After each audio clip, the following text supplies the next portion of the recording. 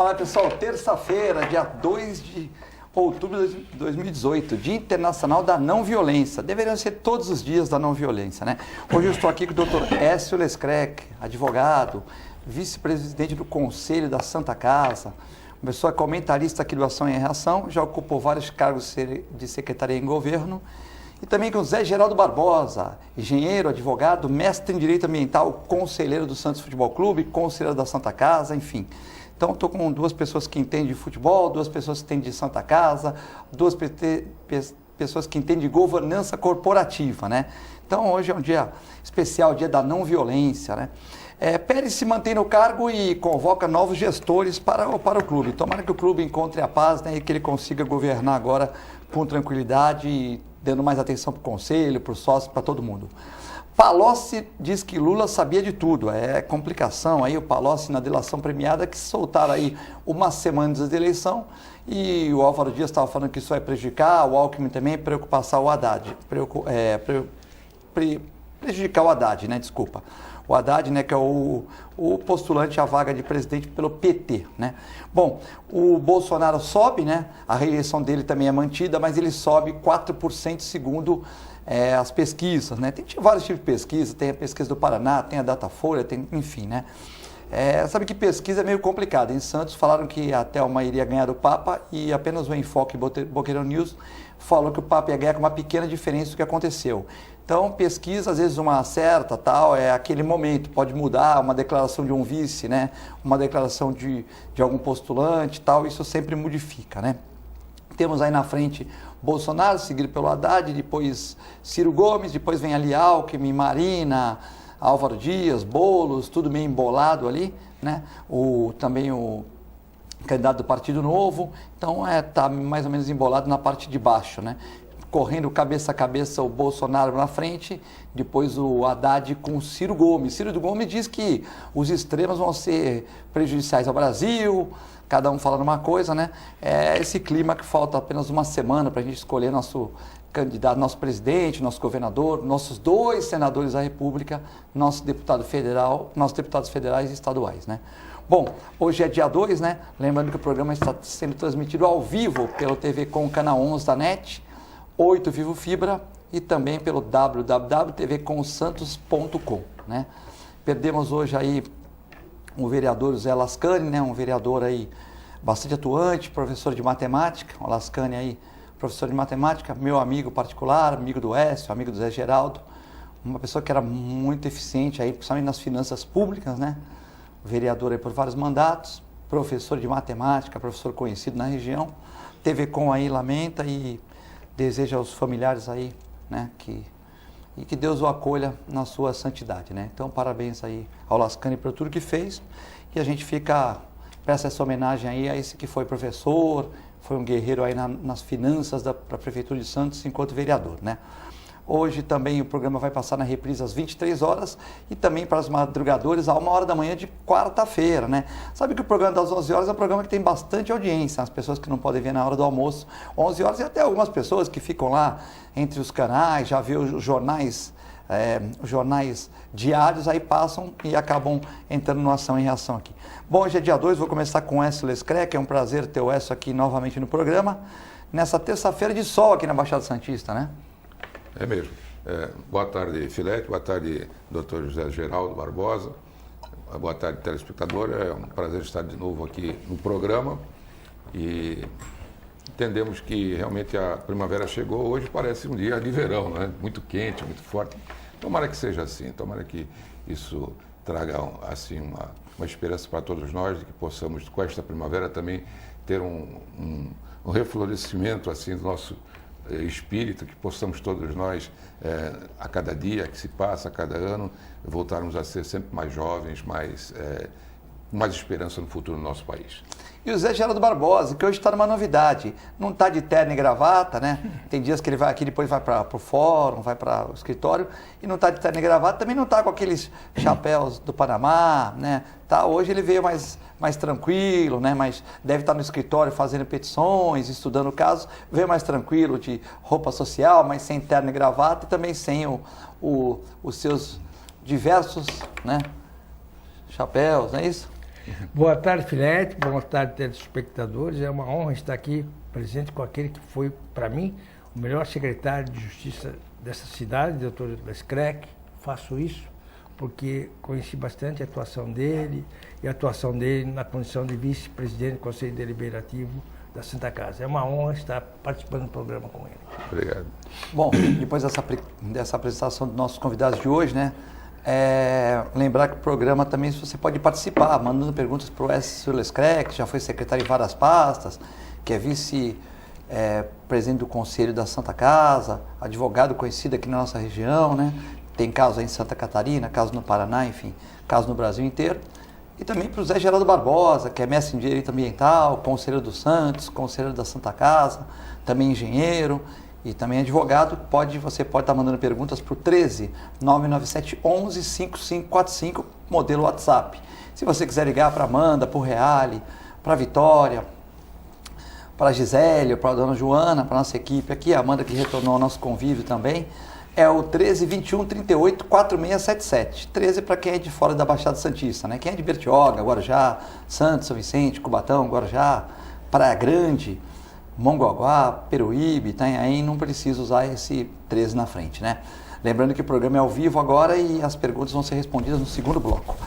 Declaração do Palocci, que diz que Lula sabia de tudo, os desvios da Petrobras, pode prejudicar o Haddad, o PT, né? Porque foi uma declaração faltando uma semana das eleições e os outros candidatos com certeza vão aproveitar essa declaração dizendo que o PT sabia de tudo, que usou dinheiro para a campanha, o Lula falando que precisava de 40 sondas para levantar dinheiro para a campanha da Dilma. Tudo isso prejudica a campanha do Haddad ou as pessoas de uma certa maneira não estão tão interessadas nisso? Não, de qualquer forma prejudica, porque o índice de indecisos fica imaginando, por exemplo, que a ligação que há entre o Haddad e o Lula e a Dilma é uma ligação muito íntima. E tudo que dá em Chico dá em Francisco, quer dizer, então, mais ou menos é o que se paga o candidato Haddad por trazer como seu padrinho o Lula, a Dilma, o PT. Agora, o que causa assim uma certa apreensão é que essa delação, que chamamos de delação, mas na verdade é uma colaboração, né, judicial, vem sendo colocada assim exatamente no momento muito próximo da eleição, ou seja, dá a nítida impressão, toda a impressão, de que se trata de uma questão mais política do que realmente judicial. Até porque, se bem me recordo, essa delação premiada feita pelo ex-ministro Palocci já foi submetida no passado, há algum tempo atrás, ao Ministério Público Federal. E o Ministério Público Federal, ele próprio, o Ministério Público, recomendou o arquivamento da delação por falta de provas. Esta nova delação foi apresentada pela Polícia Federal, não pelo Ministério Público Federal. Muito próxima de uma eleição, traz todos os aromas e sabores assim, de que se trata, de alguma forma, de uma questão política, às vésperas de uma eleição importantíssima como a que vamos experimentar agora no próximo domingo, dia 7 de outubro. E vai trazer reflexos negativos para o candidato do PT? Obviamente que sim. Agora, circulou na internet, o Filete e Geraldo, um tempo atrás, que uma emissora de televisão teria conseguido na justiça o direito de divulgar o depoimento do cidadão que teria sido o autor do atentado contra o presidenciável, o candidato à presidência, Jair Messias Bolsonaro, né? Eu não sei, porque a internet, como dizia o Humberto Eco, né? O famoso filósofo, escritor do O Nome da Rosa, diz que a internet é o paraíso dos imbecis. Quer dizer, a pessoa vai lá e escreve qualquer coisa, nunca mais sabe se é verdade, se é mentira. Para desmentir o desmentido vem uma outra mentira maior ainda. Quer dizer, nunca se sabe avaliar se isso de fato seria verdade ou não.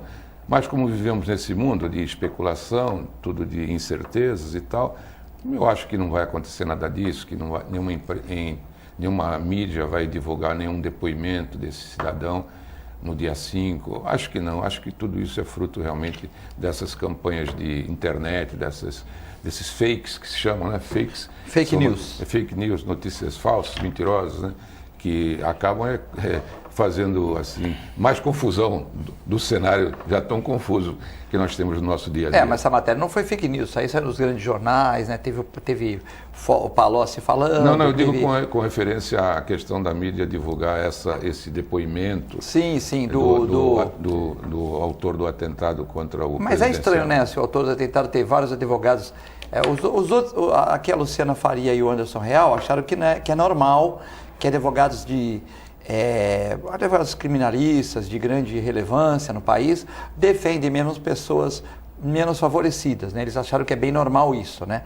Mas os telespectadores acharam que não, que geralmente é difícil um cara ter 3 advogados daquele porte, que chegam de jatinho, para defender uma pessoa, né, que fez um atentado desse, uma pessoa de uma vida simples, né?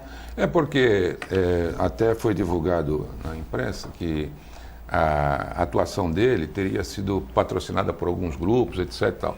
Até o presente momento, a Polícia Federal encarregada desse fato, porque embora tivesse sido um atentado que seria conduzido pela Polícia Estadual, como se trata de um presidenciável, candidato a presidente da República, então foi deslocado para a esfera da Polícia Federal. Até o presente momento, as investigações divulgadas pela própria Polícia Federal dão conta de que ele agiu sozinho. E os advogados que estão defendendo ingressaram com um pedido lá ao juiz para que fosse submetido o seu paciente, o seu cliente, a uma perícia. E essa perícia constatou ser ele portador de sérios transtornos psíquicos, né? Agora, com base nesse laudo, os advogados solicitarão que o juiz o considere, né, uma pessoa com transtornos mentais e, portanto, com restrições ao seu livre exercício da sua própria consciência. Zé Geraldo, com base nessa questão dele ter um problema mental, tudo, mas mesmo assim é normal 3 advogados criminalistas famosos chegarem de jatinho, os advogados criminalistas são tão ocupados, né? Chegaram de jatinho para fazer uma ação assim voluntária, uma ação bondosa para uma pessoa que dá uma facada num candidato a presidente da República em Juiz de Fora? Não, evidentemente que isso cria um grande ponto de interrogação, não é? Mas sem ter provas, sem ter o mínimo conhecimento probatório, a gente também não pode extrapolar e dar aso à imaginação e dizer que isso aconteceu. O ser humano, quando ele se sente contrariado ou ungido de dor por causa de algum acontecimento que o contrariou, tende a se vitimizar e criar um culpado. As coisas, os fatos não são assim. Isso trabalha com a imaginação, com o poder da massa, principalmente, não é? Então, fica difícil responder essa sua pergunta sem ter dados e fatos, não é? Agora, tem que dizer o seguinte, a conduta desse cidadão, do Adélio, pelas informações, pelo aquilo que eu li na mídia, ouvi na televisão e vi também na televisão, ele agiu isoladamente. Quer dizer, e só o agir dele isolado revela um transtorno mental que, assim, beira a idiopatia. Porque, veja, é muita coragem de um cidadão pegar uma faca no meio de uma multidão e tentar matar um outro. Quer dizer, na realidade, ele lidou também com uma possibilidade de morrer ali linchado pela população. Essa é uma outra verdade. O que revela o quê? Um desequilíbrio emocional, um desequilíbrio psíquico emocional. Agora, dizer que isso teve motivação política, é claro que o cara pode ter pensamentos petistas ou antipetistas, sei lá, eu não estou preocupado com isso. Eu estou preocupado com a conduta dele. Não é? A conduta dele, para mim, é de um anormal, é um sujeito que tem uma idiopatia. Com certeza, os neurônios, as sinapses dele não são bem organizadas. E o Haddad vai ser prejudicado na questão do Palocci? Aí sim, foi esses fatos que estão surgindo agora, diga-se de passagem, o Sérgio Moro, com todo o respeito que eu tenho por ele, o momento político de revelar as coisas, isso também revela um viés político. Quer queira ou quem não queira, as declarações do Palocci atingem diretamente o Haddad. Claro que atinge, claro, não tem nem por onde. Eu acho que as coisas estão começando... Veja, eu não estou querendo dizer que não devam ser reveladas. Claro que tem que ser reveladas. São fatos que ocorreram. E eu li isso hoje no estado de São Paulo. Ele dá consistência, ele mostra quando, como foi de algo. Pô, é um negócio incrível que nós tivéssemos no comando desse país um sujeito que agiu com aquela postura, com aquelas condutas praticadas. E eu fico assim, arrepiado. Esquece a eleição de domingo. Como é que muitos brasileiros ainda acreditam nesse cidadão? É isto que eu estou dizendo. O cidadão está preso, não tem que ser entrevistado lá na cadeia para dar outra viés político, não sei o quê. É a Mônica Bergamo, é mais o filho do Florestan Fernandes, lá querendo entrevistar o cara na cadeia. Eu nunca vi em país nenhum do mundo um sujeito, a partir de uma prisão, tentar fazer política. Ele está preso. Ele está sofrendo uma sanção penal do Estado. Ele cometeu determinadas condutas, praticou determinadas condutas que ferem o quê? O Estado brasileiro. O Estado brasileiro é obrigado a defender a sociedade. Agora, dão essa colher de chá para ele. O que ocorre?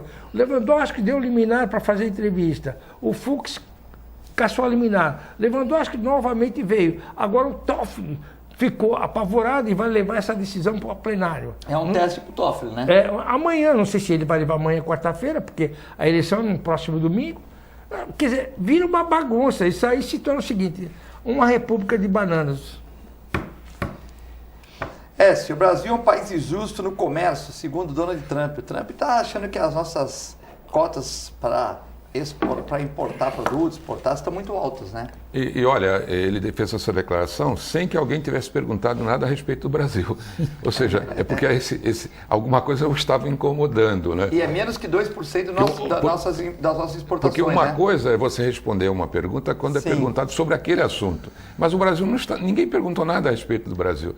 E ele se manifestou a respeito disso, que o Brasil é um dos durões, para dizer a verdade, é o maior durão. Eu não sei se é no durão do sentido de ser bravo e tal, ou durão porque não tem dinheiro, né? Porque está ausente.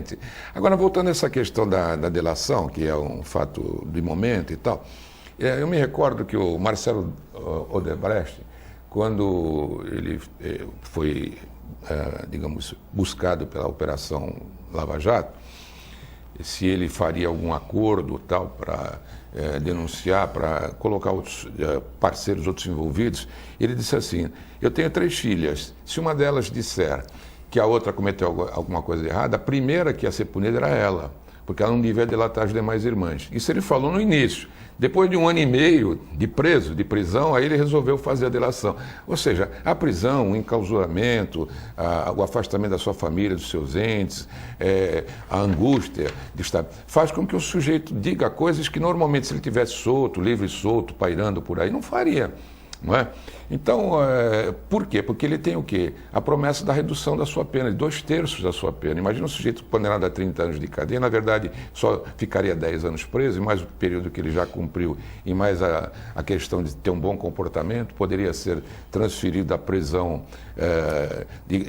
prisão mesmo para uma prisão domiciliar, ou uma prisão, meia prisão, quer dizer, poderia ficar de dia na sua atividade profissional, à noite se recolher, enfim, pode ter certas vantagens que acaba não tendo, tendo num regime de prisional fechado, como é o caso. Então, por isso que se diz. Outra coisa, a delação, o próprio Supremo Tribunal Federal já decidiu, a delação em si não é prova alguma. Portanto, ela deveria ser mantida com extremo sigilo. Por quê? Porque amanhã ou depois não se prova nada e o dano que o delatado, vamos dizer assim, sofreu, irreparável com relação a uma delação que não se consuma, não se provou depois no procedimento probatório. Não é? Então, por isso que tem que ter o sigilo. Não pode haver. Se qualquer um de nós vai no fórum, na Justiça Criminal, saber de andamento de um processo, só o advogado que tem procuração é que pode ver o processo. Por quê? Porque corre em segredo de justiça. Processo com denúncia, com condenação e tudo mais. Imagina uma simples, digamos, delação que alguém fala para se livrar de uma pena maior. fala uma porção de coisa e aproveita essa porção de coisa exatamente num momento eleitoral tão importante como este, tem uma semana que não dá tempo de se mudar nada, né? Até se saber se é verdade ou se é mentira. Daqui a 2, 3 anos, isso não é tudo mentira. O que é que adiantou? Por conta dessa inverdade... O Bolsonaro também tomou uma facada, ele não está indo nos programas também, tem um prejuízo enorme, né? Eu não quero, digamos assim, individualizar nada, eu digo do modo geral, né? Foi um prejuízo para todos, para ele, para o Haddad. Por exemplo, o que aconteceu na época do Collor, né? Na época que está sendo julgado o impeachment do Collor, né? O advogado dele entrou comemorando, renunciando ao cargo. E o ministro Cirne Sanches, que era o presidente do Supremo Tribunal Federal, estava presidindo aquela sessão no Senado, ele simplesmente parou a sessão e levou o pedido de renúncia dele ao Ibsen Pinheiro, que era o presidente do Congresso Nacional. O Ibsen que fez? Convocou o Congresso numa reunião extraordinária e efetivou o Itamar Franco, que era o vice-presidente, que estava no exercício da presidência. O que aconteceu? Não foi julgado o impeachment. Não foi julgado o impeachment. Por que não foi julgado? Porque houve a suspensão do julgamento a partir deste momento. O que aconteceu anos depois? Aquele motivo que teria levado o Collor a ser indiciado no procedimento de impedimento resultou como arquivado. Não obstante, ele foi punido por 8 anos de não exercício da função pública, teve uma posição de prejuízo, perdeu o mandato dele e tal, etc., por algo que posteriormente não veio a se confirmar, ou por prescrição ou por ausência de provas. Então tem que tomar muito cuidado em se divulgar coisas assim politicamente contra uma pessoa que amanhã possa resultar numa situação completamente adversa e a pessoa não tem como recuperar aquele patrimônio. O maior patrimônio que o ser humano tem depois do direito à vida é a sua dignidade como ser humano. Como é que ele vai recompor a dignidade de uma coisa que já aconteceu e já perdeu, até morreu às vezes por conta disso, né? Então tem que tomar muito cuidado. Eu sempre digo para as pessoas que me cercam que a gente deve ter muito cuidado em criticar, de elogiar. Eu já te falei várias vezes isso, Filé. Você elogia a pessoa. Agora, criticar, e pode até ser, digamos assim, parcimonioso, pode ser até, e mais adiante... Exagerado, como o doutor José Geraldo fez ao se referir a mim como o melhor secretário jurídico do município. Obviamente, isso... Não exagerei, desculpe. Foi vergado pelo peso da suspeição, né? Não foi exagerado. Eu nem conhecia o senhor, não conversava, nunca tive amizade com você. Isso é verdade. Isso é verdade. Né? Mas eu sempre fui um crítico das coisas da minha cidade. Sempre fui, ao longo de toda a minha vida profissional. Mas eu conheci o teu trabalho. Conheci muito o teu trabalho. Você conhece a minha esposa, sim, a doutora Dilza. Né? Então, formou-se na tua turma. Na minha turma, Dilza Terezinha. Então, você pode perguntar para ela, que nós sempre gostamos da tua atuação. Por que eu estou dizendo isso? Porque nós não temos hoje secretário da Justiça. Isso aqui é verdade no município de Santos. Eu não tenho um referencial. Na administração Paulo Gomes Barbosa, administração Justo, administração Carvarinho, Thelma de Souza, nós tínhamos um referencial. Eu chegava, a gente conversava com o Luiz Antônio, o que está ocorrendo? Não é verdade? Doutor Lescreck, o que está aí? O doutor Lescreck se punha lá e fazia as considerações dele, você entendeu? Não é verdade, doutor? Olha, eu posso dizer, como eu estava dizendo, né, que as impressões que o doutor Geraldo tem a meu respeito vem vergada pelo peso da suspeição. É fato que ele não me conhecia naquela época, mas a esposa dele era minha colega de faculdade, né? E depois passou a me conhecer e nos tornamos amigos lá no Conselho da Santa Casa. E aí, esse tempo que passou, que ele não me conhecia, foi pouco perto do conhecimento que nós passamos a ter reciprocamente pela nossa convivência. De modo que eu posso dizer com sinceridade que é vergado pelo peso da suspeição.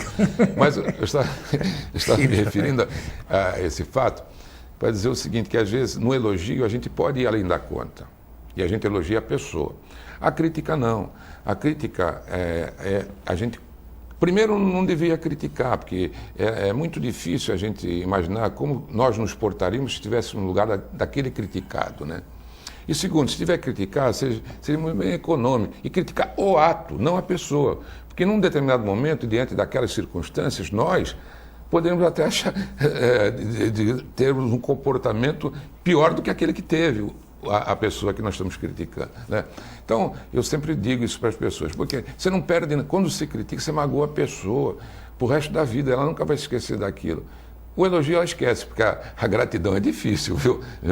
A gratidão é difícil, né, doutor Geraldo? A gratidão é difícil. Mas existe um princípio cristão que a gente tem que agradecer a todos aqueles que, de uma forma direta ou indireta, contribuem com a tua formação. Não é verdade? O professor Arthur Rivot, um dia nós estávamos conversando, e ele me disse exatamente isso. Ele disse, olha, você sabe qual é o único cidadão que não tem lugar no céu? Eu falei, não sei, o senhor deve saber, o senhor tem muito mais idade que eu. Ele falou assim, é o ingrato. Sabe por quê? Porque na lei de Italião, a lei do judaísmo antigo, era olho por olho, dente por dente. O sujeito matou ou morria, roubou, cortava a mão.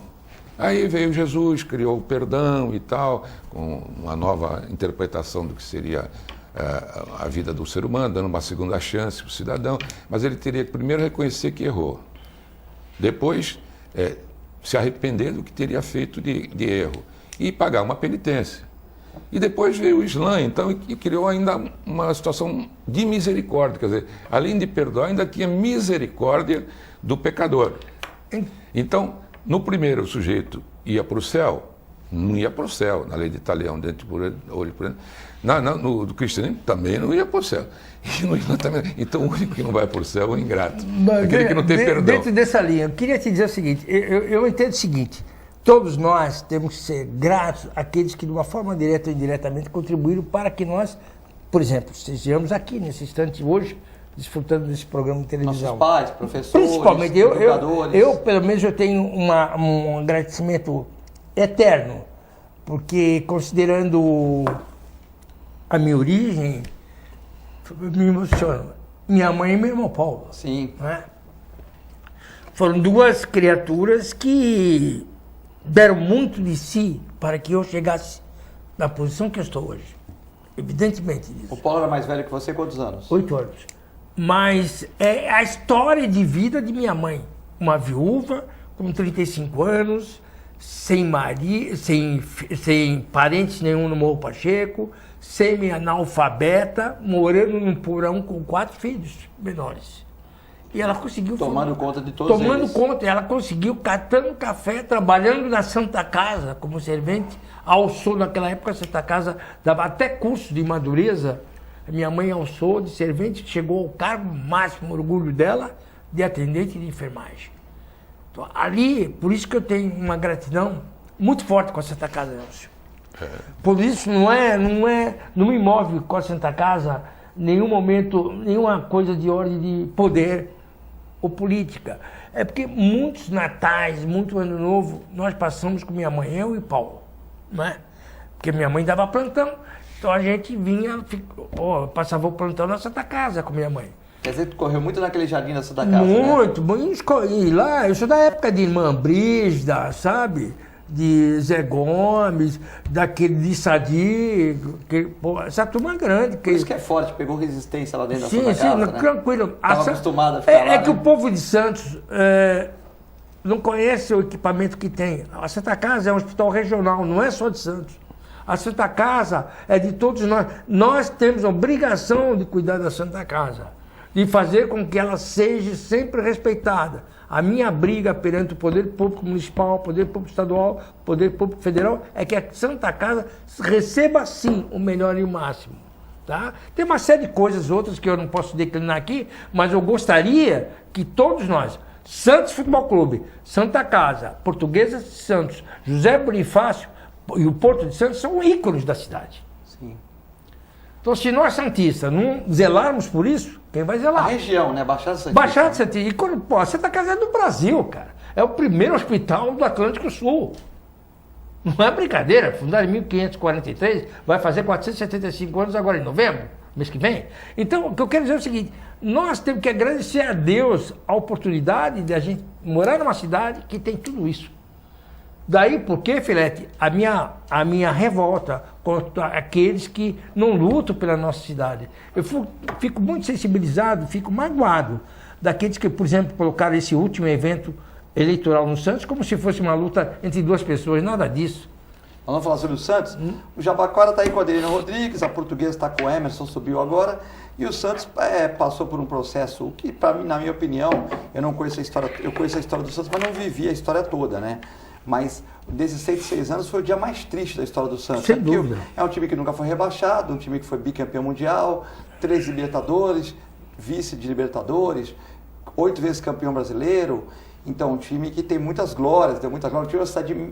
Uma cidade média, né? Que conseguiu ser do trio de ferro. A única cidade que não é capital de estado que é campeão nacional. Campeão nacional. Grêmio, Internacional, Corinthians, Palmeiras, Flamengo, Santos, Fluminense. Tudo cidade grande. Você não vê, por exemplo, a Chapecoense, todo o respeito, ser campeão. Você não vê a Juventude ser campeão.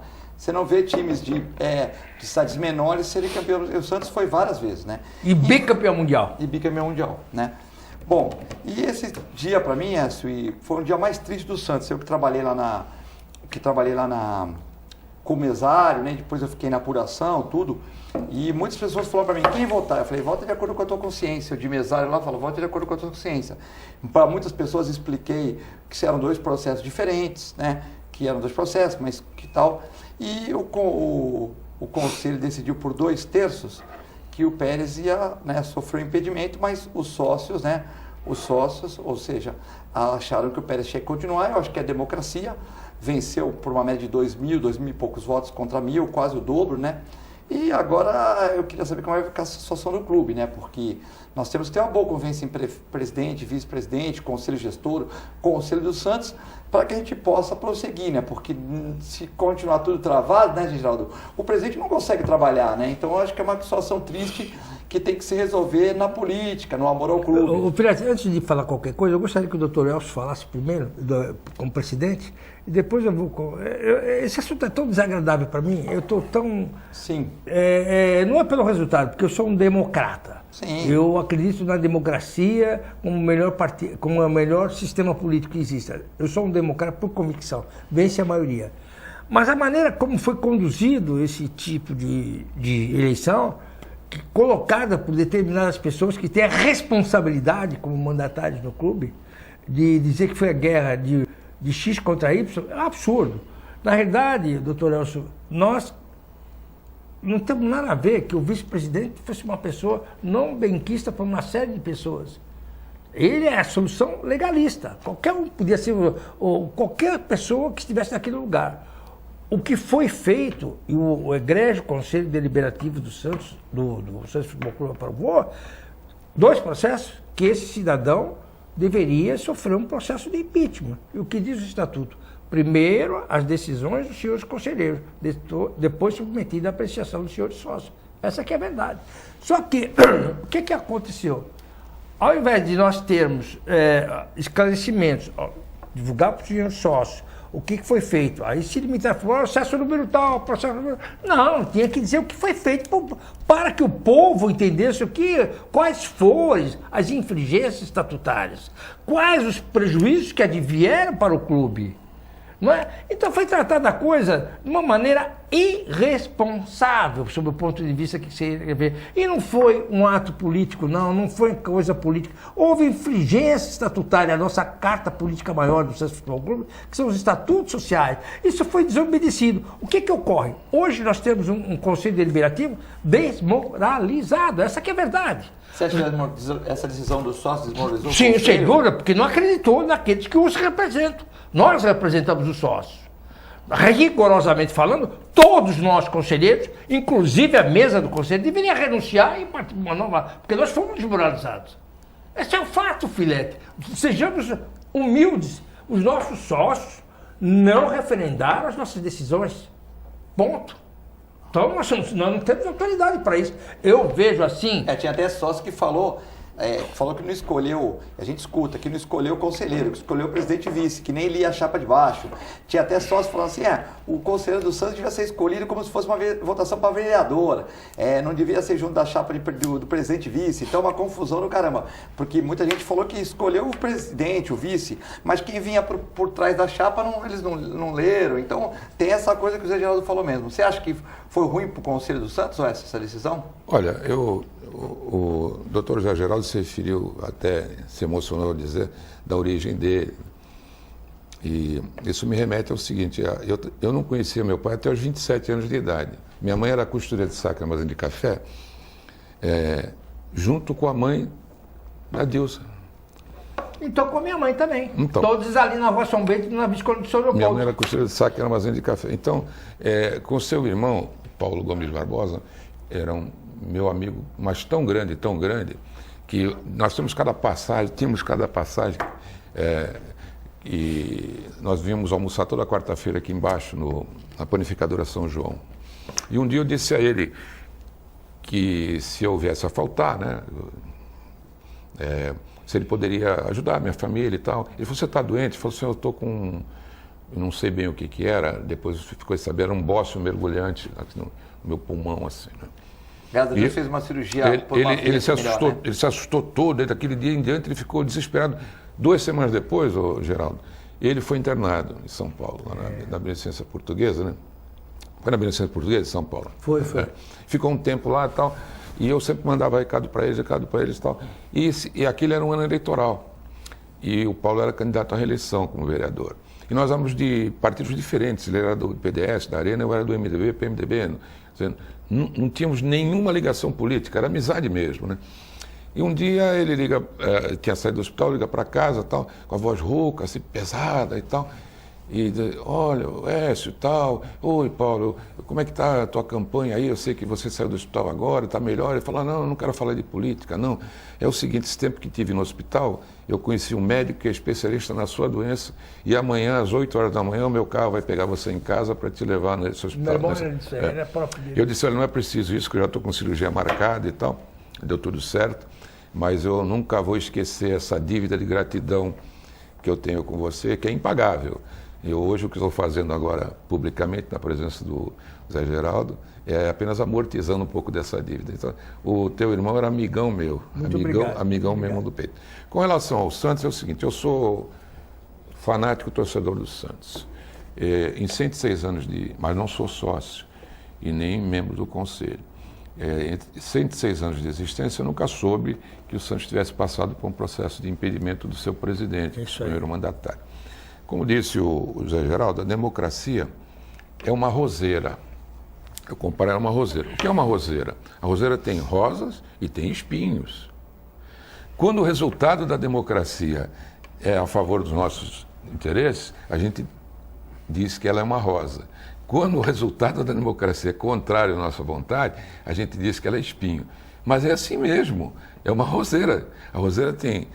E a rosa só é bela e bonita porque tem um espinho para defendê-la. Não é? Então, uma coisa está intimamente ligada com a outra. E, de fato, acompanho também a linha de pensamento do José Geraldo, que sempre se demonstrou, apesar da sua forma assim, voluntariosa assim, de se expressar e tal, uma sensibilidade muito grande politicamente falando. Porque ele acabou de dizer que ele, como membro do Conselho, se ele tivesse algum resquício, alguma sequela do fato de o Conselho ter sido desprestigiado pelos associados que votaram de forma diferente do que havia votado o Conselho, se ele não tivesse essa sensibilidade democrática que tem, que demonstrou, ele ia dizer outra coisa. Não, ele mesmo se conformou dizendo que o grande perdedor foi o Conselho. Porque o Conselho tinha regimentalmente, estatutariamente, pelo que eu ouvi dizer ali na imprensa, uma votação de 2/3 de quórum. Ou seja, era um quórum muito qualificado para aceitar os pedidos de impedimento, e mesmo assim aceitou. É isso aí. Já na votação pelos votos do associado, o associado, que é na Assembleia do Associado, a decisão seria apenas por maioria simples. Quer dizer, foi de fato o associado, como você disse bem, Geraldo, impôs uma fragorosa derrota ao Conselho. O Conselho, não digo que tenha que renunciar, que tenha que mudar, não, mas o Conselho deve olhar com muita atenção esse fato ocorrido. Até porque tem pessoas do Conselho, 70, 80, que votaram a favor que não votaram a favor do impeachment. Tem gente lá também que não votou. Então, votação apertada. Mas é um terço. Não, a relação no Conselho foi 2/3. Não, sim, mas tem um terço. Um terço então, o Conselho deve olhar com muita atenção esse fato, né? Não desmerecer o voto que recebeu quando os seus membros foram eleitos, mas para saber que ele não está sendo muito um termômetro social do quadro associativo. Porque se fosse um termômetro... Não representa, né? Não seria o termômetro social. Agora, em termos de Mas política... agora também é hora de recolher os cacos e vida nova para o clube. Se a gente for ficar nessa coisa, vamos trabalhar. O que for bom, a gente tem que aprovar. Não, Filete, peraí. Não, veja bem. Eu me coloco agora... Eu acho que está na hora de cada um de nós recolher as armas, claro que nós estamos recolhendo. Agora, também é verdade que o nosso presidente da diretoria executiva, o nosso presidente do Conselho Deliberativo, deve pensar, refletir sobre suas ações e conduzir o clube da melhor maneira possível, de fato, a imperar a paz. Mas imperar a paz significa serem dirigentes, eficientes e administrarem com eficácia todo um sistema que chama Santos Futebol Clube. Sim, apoiar e fiscalizar. Nós vamos a um breve intervalo, você pode ligar para o 13 99711 5545, ou melhor, passar seu WhatsApp, ou também para o 13 21 38 4677. Mandar perguntas para o Wesley Screc, para o Zé Geraldo Barbosa, críticas, sugestões, buraco na rua. Sabe, todos os programas que falam sobre políticas públicas são acompanhados pelas assessorias da prefeitura e com alguma reivindicação aqui pode melhorar, ser a melhoria do seu bairro. É muito rápido, já voltamos.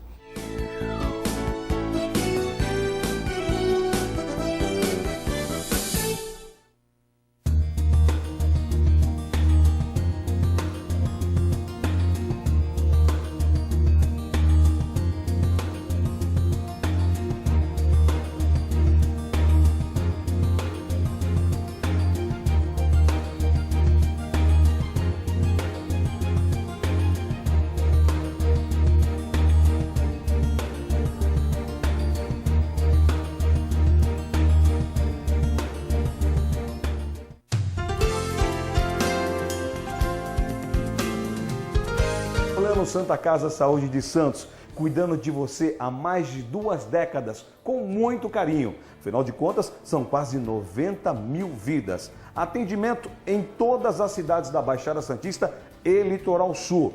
Plano Saúde Total, ou seja, saúde mais odontologia. Inclusive o Programa de Saúde Continuada, prevenção de doenças crônicas. Plano Santa Casa Saúde de Santos, há mais de 2 décadas, cuidando de você com carinho. APO Planos Odontológicos Empresariais, cuidando da saúde bucal de seus funcionários, com mais de 200 dentistas credenciados e cobertura em todo o território nacional. Central de atendimento exclusiva, planos extensivos à família, controle de qualidade permanente e liberação online de vários procedimentos. Faça como as grandes empresas da região e contrate o plano de saúde empresarial da APO. Atendemos empresas a partir de 3 funcionários. Em Santos, ligue 2104-4000 ou acesse apoodonto.com.br. A Clínica Multiimagem é especializada em exames de radiologia e diagnóstico por imagem, investindo continuamente em tecnologia e trazendo constantes inovações para proporcionar à comunidade médica e seus pacientes diagnósticos ainda mais precisos. Sua nova e moderna estrutura, aliada à tecnologia de ponta, juntamente com o corpo clínico especializado, tornam a Clínica Multiimagem um dos centros de diagnósticos por imagem mais avançado do estado de São Paulo. Entre em contato pelo telefone 3202-1250.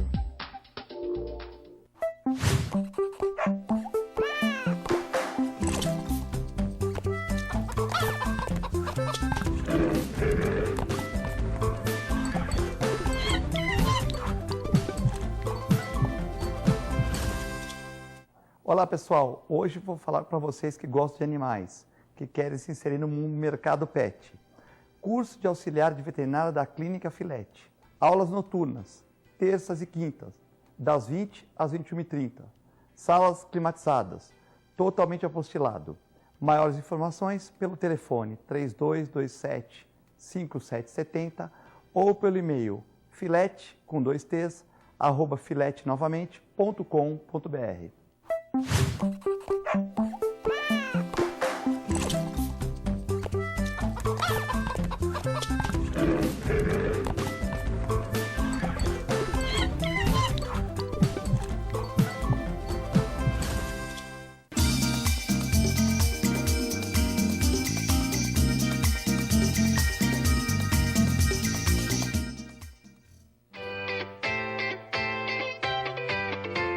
Quer ganhar uma bolsa de estudos da USA International? Fazer inglês sem pagar nada por 6 meses? Participe do sorteio no programa Ação e Reação, através do nosso WhatsApp 13 97417 5194 E responda qual a melhor escola de idiomas e intercâmbio que vai dar uma bolsa 100% de 6 meses para você. Mas atenção, somente quem participar durante o programa através do nosso WhatsApp 13 97417 5194. Você não pode perder essa oportunidade. Uma promoção USA International. A melhor programação RVD. Mande a sua mensagem para o nosso WhatsApp 13 997 72 8946. Peça sua música, mande seu recado e concorra a muitos prêmios. Rádio RBD, música e esporte para você. O seu voto vale mais do que um churrasco, a cesta básica, abraços e promessas. Olhe para o seu bairro e a sua cidade. O hospital funciona. A escola ensina. Você se sente seguro? Há esforço para gerar empregos e renda. Se a resposta for sim, apoie. Se for não, mude. Use o seu voto para combater a corrupção. Vote inteligente. APO Planos Odontológicos Empresariais, cuidando da saúde bucal de seus funcionários, com mais de 200 dentistas credenciados e cobertura em todo o território nacional. Central de atendimento exclusiva, planos extensivos à família, controle de qualidade permanente e liberação online de vários procedimentos. Faça como as grandes empresas da região e contrate o plano de saúde empresarial da APO. Atendemos empresas a partir de 3 funcionários. Em Santos, ligue 2104-4000 ou acesse apoodonto.com.br.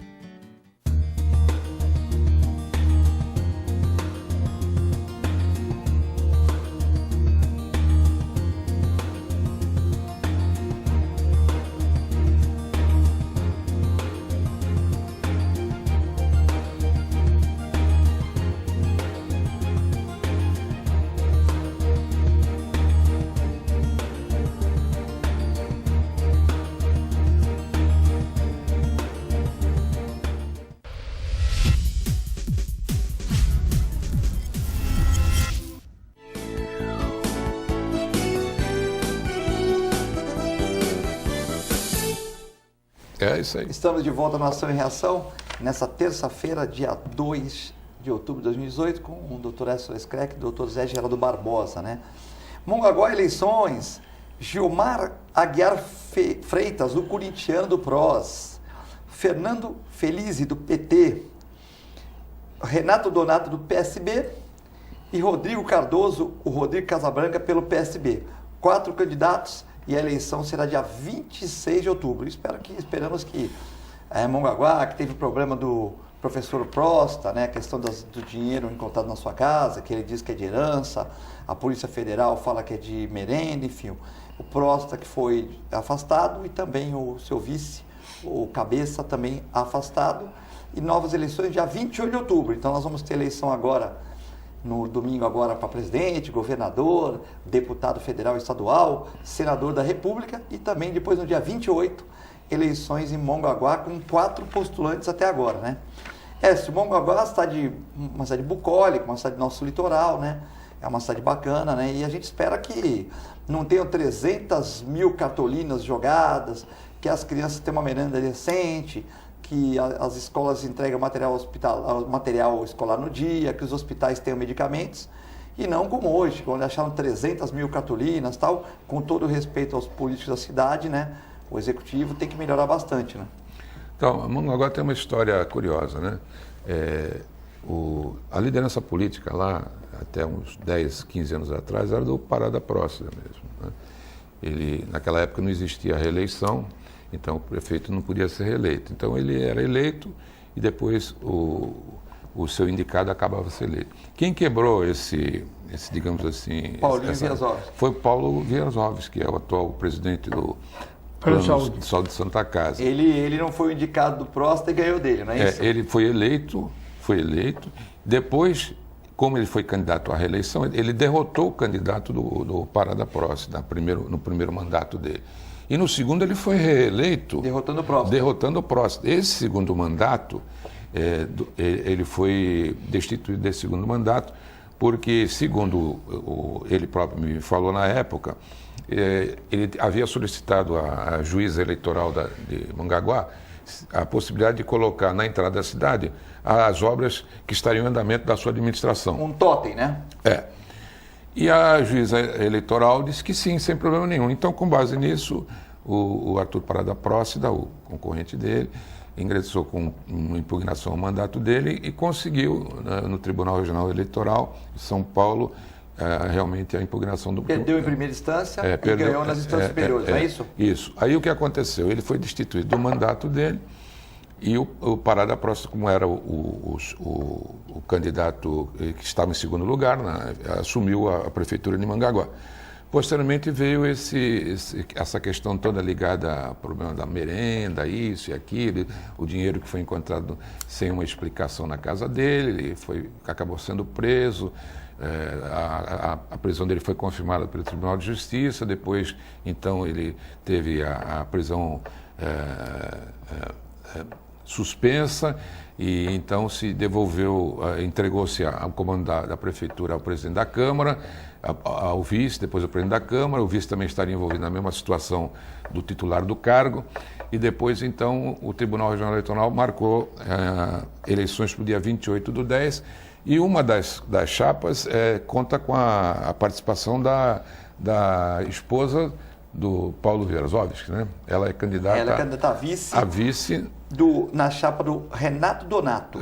Coligação Juntos por Mongaguá. Né? Então, veja, num curto período de tempo, né, uma cidade pequena, nossa aqui, do nosso litoral sul, acabou passando por tantas reviravoltas políticas. De manhã tinha um prefeito, à tarde era o vice, que era o prefeito, à noite era o presidente da Câmara, que era o prefeito, no dia seguinte voltava tudo a estaca zero, mas agora no dia 28/10 vai ter eleições. Só para ser justo, Zé Geraldo, o Gilmar, o vice-prefeito é o Pedro Alves de Lima, o Pedrão da Portuguesa, então o Gilmar é o corintiano e o vice é o Pedrão da Portuguesa, é uma chapa do futebol. Brincadeira, é do PROS. É o Fernando Filizzi, do PT, o seu vice é o Antônio Timóteo, do PT também. O Renato Donato, como falamos, é a Cristina Wierzowski, pelo PSD, e o Rodrigo Casabranca, pelo PSDB, o seu vice é o Rafael Redó. Assim, do DEM. Então, tem que ter justo, porque para a gente... Filete, deixa eu te falar, eu acho bacana ter muitos candidatos e uma renovação da política, porque o pessoal fala sempre, não, isso é político. Não, política nós fazemos toda hora, todo instante, fazemos política com a nossa esposa, com nossos filhos, com nossos amigos. Política faz parte da civilidade, é a arte de dialogar, a arte de respeitar, sobretudo, a opinião alheia. Isso é política. Agora, política partidária é outra coisa. Só que no Brasil não existe uma política partidária, não existe uma política de ideologia, política assim como existe nos países desenvolvidos, não é? Aqui no Brasil, cara, fala, você é de esquerda, de direita, mas não tem a mínima ideia de que seja de esquerda, que seja de direita, porque tudo converge aqui para interesses outros, não é? Essa que é a verdade. Então, o que eu quero dizer é o seguinte, mas é salutar ter mais participação política, de mais jovens, de mais pessoas, tem sim que interessar numa política, porque a política, através da política que a gente pode ter melhores gestores em todos os segmentos públicos e faz com que nós tenhamos uma vida melhor, mais respeitosa ao ser humano, ao semelhante, desenvolvendo sempre o conceito de empatia, de se colocar no lugar do outro, porque isso que é fundamental. Ele saber que todos nós somos humanos, todos nós temos as nossas mazelas, nossos problemas, e que nós temos que ter aceitação, sim, mas não podemos trair, não é? Não podemos ser dissimulados. Então, daí aquilo que eu aprendi, e aprendi num lugar bem humilde. A gente tem que respeitar as pessoas como elas são, mas também tem que ser sério e falar assim, mas você praticou essa conduta, isso está errado. Sim. O Mário Sérgio está parabenizando o programa. Boa tarde, Écio. Aí é teoria da conspiração, mas eu vou ler. Mário Sérgio, você participando, quem garante que em relação ao atentado, a Polícia Federal não está sendo pressionada? É o Mário Sérgio Campo Grande. A questão de falar que foi um ato distintivo dele e tal, ele acha que pode ser que a Polícia Federal esteja sendo pressionada. Acredito que não, né? Bom, não sei, porque há mais mistérios entre o céu e a terra, já dizia o William Shakespeare, do que o homem sonha em sua vã filosofia. Então, na política tem uma máxima que diz assim, Ulisses Guimarães já dizia isso, né? O Geraldo, na nossa época, dizia assim, na política, o que é, a gente nega. O que pode ser, a gente insinua. Isso aí. E o que não é, a gente jura de junto que seja. Porque ela tem, digamos, meios próprios da sobrevivência do próprio político. Então, alguém comparou assim, ó, que na guerra e na política, a primeira vítima é a verdade. Ou seja, antes que um soldado morra na guerra, já morreu a verdade. É isso aí. Então, por quê? Porque se não for dessa forma, o adversário, o concorrente, se você disser para o concorrente, eu vou fazer isso e tal, o concorrente faz exatamente o oposto. Por isso que diz, olha, o que é a gente nega, o que pode ser se insinua, e o que não é, jura que seja. Isso, doutor Ulisses Guimarães, né? Sim. Então, eu digo ao nosso telespectador o seguinte, olha, quem disse na primeira fase da investigação que ele teria agido sozinho e tal, esse autor do atentado, é a Polícia Federal. Mas ela não fechou as portas, né? Quer dizer, ela sempre deixa uma margem para que apareçam fatos novos e tal, né? Pegar os 4 celulares dele para dar uma olhada no que está falando. Né? Isso já fizeram. Disseram que ele tinha recebido 300 e poucos mil reais antes, depois disseram que ele era garçom, depois que era auxiliar de pedreiro, depois disse que ele era formado em pedagogia, né? Depois disseram que ele praticou tiro ao alvo em Florianópolis com os filhos do Bolsonaro. O que um cidadão vai fazer em Florianópolis para praticar tiro ao alvo? Isso tudo é história que contam, né? Tudo é fake e tal. Mas são coisas que são envolvidas nesse contexto todo, né? Uriel Vilas Boas. Zé Geraldo, a atitude do juiz Sérgio Moro foi lamentável. Sem dúvida. E causa um desgaste no judiciário. A OAB, que ele participa também junto com vocês dois, precisa se manifestar. Os advogados de Aélio, por certo, dão a impressão de oportunismo para sair na mídia, Filete. Casos importantes de mídia mundial. Não é a OAB que tem que se manifestar, é o Conselho Nacional de Justiça. Isso. Porque ele não está com a carteira de profissional do direito habilitada, ele está afastado na condição de advogado. Sérgio Moro, que eu quero dizer. Isso, segundo o Uriel, que também é advogado, jornalista, um abraço, Uriel, que está contente, o Palmeiras pegou a liderança do Campeonato Brasileiro. Eu acho que o que o Uriel quis dizer, Geraldo, foi que a OAB deveria, digamos assim, interferir, fazer pressão para que um juiz de direito, né, à véspera de um pleito tão importante como esse, não viesse politizar as suas decisões, né, que são judiciais. Isso aí. Caberia um pronunciamento da OAB. Eu acho que essa foi a intenção do companheiro Uriel. Bom, queria mandar um abraço aqui para o Célia, para o Passarinho, um dos grandes repórteres esportivos da região, para o Luiz Fernando Cardoso, que diz que realmente o Conselho do Santos, ele é que o Conselho concorda com o Zé Geraldo que o Conselho está desmoralizado, mas apoia a ideia do Filete de apoiar e fiscalizar o clube, né? Mandar um abraço aqui para o Luiz Carlos Ferraz, do Jornal Perspectiva, que também está vendo o programa. Muitas participações. A Rosana, que está vendo lá de Jabuticabal o programa. Mandar um abraço para o Écio, para o Zé Geraldo. E queria pedir as considerações finais. Écio, foi muito bacana ter você aqui hoje, né? E volte outras vezes. Eu fui convidado assim, quase em cima da hora, mas foi uma satisfação imensa estar aqui presente. É que você era convidado de quinta-feira, nunca em cima da hora. É que você era nosso convidado de quinta-feira, como convidado de hoje, porque vai parecer que você está remendando buraco, porque não é verdade. Você era não fala isso, não fala. Você era convidado de quinta-feira. E nós pedimos para você antecipar, porque o convidado de hoje não pôde vir. E falou, vamos tentar puxar o Écio de quinta para hoje. Mas senão o entrevistador vai perguntar que você é reserva aqui. Não, essa antecipação só me trouxe satisfação de poder estar presente e dividir a mesa aqui com o Zé Geraldo, né? Meu companheiro lá do Conselho da Santa Casa, e pudemos aqui, acho que alinhavarmos assim experiências nossas no ramo profissional, no ramo político também, participamos de alguma forma do convívio, compartilhamos aí com o nosso telespectador assuntos importantes da nossa cidade, nossa região e do país. Mas na mesma origem também, porque tanto a mãe dele costurava saco lá no bairro Chinês, no seu armazém do Careca, daquele pessoal todo que tinha sacaria, do seu curado. Minha mãe, minha sogra, minha mãe era catadeira. Era uma turma que trabalhava muito, doutor Filete. Cirino também morava lá, o Cirino também morava lá. Ele carregava a mala do Josa. Também trabalhava, né? Bom, temos que encerrar o programa. Um abraço para o Morro do Pacheco, que também acompanha, para os morros de Santos, que os morros são todos interligados, né? O pessoal do morro também acompanha a gente aqui, né? E o pessoal da região. Uma excelente terça-feira para todos. Fique com Deus e com a nossa extensa programação. Muito obrigado.